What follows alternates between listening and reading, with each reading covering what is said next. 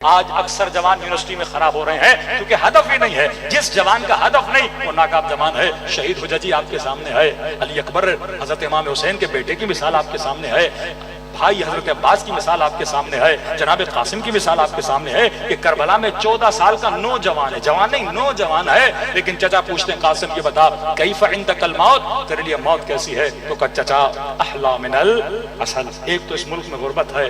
آج بچیوں کو دیکھیے ٹک ٹاک پہ بیٹھی ہوئی ہیں, یہاں پہ جوان, یہاں پہ وہ نامحرم.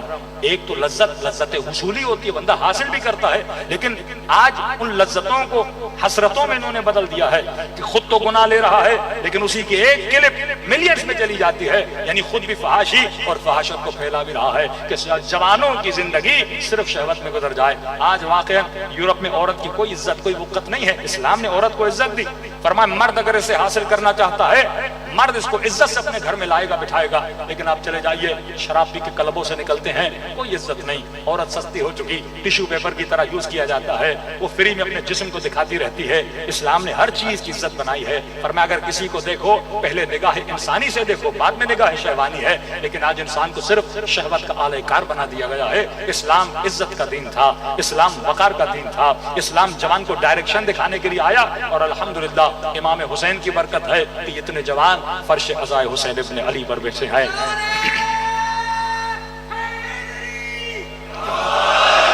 پہلے ہماری تنظیمیں ہوتی تھیں, جوانوں کی تربیت ہوتی تھی, ابھی انڈیویجول ہر بندہ محنت کر رہا ہے. یہ ربط, یہ نیٹ ورک ہونا چاہیے کہ ہم نے جوانوں کی تربیت کس طرح کرنی ہے. کسی نے کہا مولانا 9 دن مجلس میں آتے ہیں وجود میں تبدیلی آ جاتی ہے. میں نے کہا پھر 9 دن کے بعد کیا کرو گے, 10 محرم کے بعد کیا کرو گے؟ اس کے بعد تو کوئی مجلس نہیں ہے, کچھ جاتے ہیں کچھ نہیں جاتے, کچھ جاب میں مشغول ہو جاتے ہیں. آج آپ نے کم از کم 1 گھنٹہ تو مجلس سنی, 1.25 گھنٹہ تو مجلس سنی, لیکن سوال یہ ہے اس کے بعد آپ کیا کرو گے؟ روٹین کو جاری رکھنا ہے نا. اب کہیں گے مولانا کوئی مجلس صحیح نہیں تو ہم کیا سنیں؟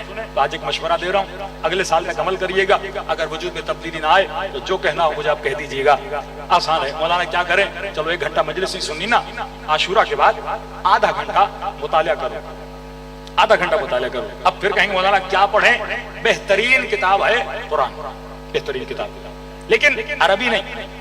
قرآن کس طرح, جیسے مرحوم شیخ محسن نجفی صاحب کی تفسیر آ چکی ہے اردو میں, بازار میں ملتی آتی ہے, یا تفسیر نور پڑھیں کراتی کی, اگر اردو میں ترجمہ ہو گیا. بہترین کتاب قرآن. بعض ہمارے مومنین سیدھا نہج البلاغہ اٹھاتے ہیں, سمجھ نہیں آتی, ثقیل ہے. کوئی دعا کی اٹھا لی, بور ہو جاتے ہیں. دیکھو اگر مطالعہ بھی ہدف مند نہیں ہوگا تو مطالعے میں مزہ نہیں آئے گا. آج یہ کتاب اٹھائی, کل یہ کتاب اٹھائی, اس مطالعے کا کوئی فائدہ نہیں ہے جب تک ہدف مند مطالعہ نہیں کرو گے.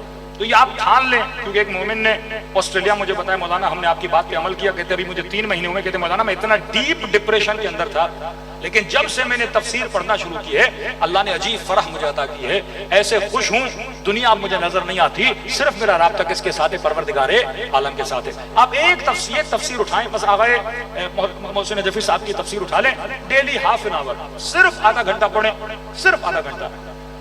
کوئی خاتون ہے پڑھنا نہیں آتا, بیٹے کو کہے بیٹا آدھا گھنٹہ میرے لیے پڑھ لو. اب تو اگر صاحبان حیثیت ہیں تو آپ تفسیر کو وائس بک بنا دیں. کوئی بیچارہ اندھا ہے, کوئی پڑھ نہیں سکتا, کوئی بڈھا ہے, آپ اس کو وائس بک بنائیں. آٹومیٹک بھی وائس بک, آرٹیفیشیل انٹیلیجنس کے بعد آپ اس کو وائس بک بھی بنا سکتے ہو.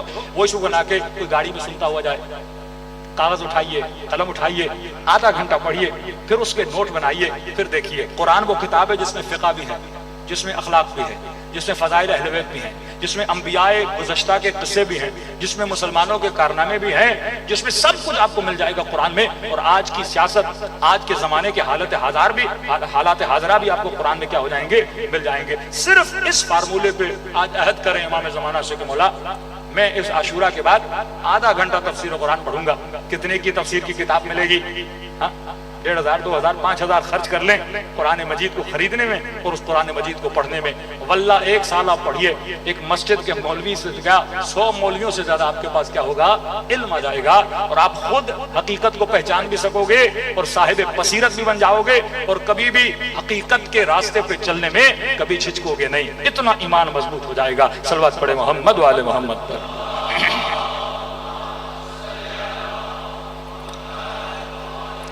मोहम्मद, इन टोटकों और चुटकुलों और इन चीजों से आपको कुछ नहीं मिलने वाला। ये वक्ती मजा है, वाह वाह किया चले गए, थोड़ा सा दिल खुश हो गया कि फलां की बुराई हो गई और हमारी तारीफ हो गई।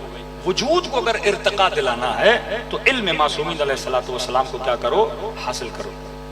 इल्म आता है ना, इंसान के बदन का वेट नहीं बढ़ता, लेकिन ईमान का वेट बढ़ जाता है। बर्गर खाओगे, खाना खाओगे, जिस्म बढ़ेगा। इल्म खाओगे, रूह के पर बढ़ेंगे। बंदा मर जाए, सब चीज यहां छोड़ के जाता है। बिरयानी खाई, मुर्गी खाई, चरखे खाए, बदन को लगे बदन मिट्टी में गया, कीड़ों ने खा लिया। मन सक़ुलत मवाज़ीनुहु फ़हुव फ़ी ईशतिन रादियह, कहा ऐश करेगा वो बंदा आखिरत में जिसका वहां वजन ज्यादा होगा। बदन का वजन, मोटा होके मरे, मन सक़ुलत मवाज़ीन, उसके अमल का वजन वहां पे क्या होगा, ऐश। अल्लाह कहता है ऐश करेगा। जो अयाशियां करते हैं ना कुफार, कौन सी अयाशियां होती हैं? शराब की ऐश, शहवानी ऐश, यही ऐश है ना। अल्लाह कहता है यही चीजें मैं तुझे जन्नत में दूंगा। हूरें किसके लिए बनाई? तुम्हारे लिए। बाग किसके लिए बनाए? तुम्हारे लिए। शहद की नहरें किसके लिए बनाई? तुम्हारे लिए। लेकिन जो साहिबान मारिफत है वो तो जन्नत में भी इतना ऐश नहीं करेंगे जितना हुसैन इब्न अली के चेहरे को देख के करेंगे, जितना अली इब्न अबी तालिब की महफिल में बैठ के करेंगे। तो मरने के बाद भी इंसान को महफिल अमीरुल मोमिनीन नसीब होती है। लेकिन फरमाया मन खफ़्फ़त मवाज़ीनुहु फ़उम्मुहु हाविया, वाय हो उन पर जिनका मरने के बाद वजन कम हो।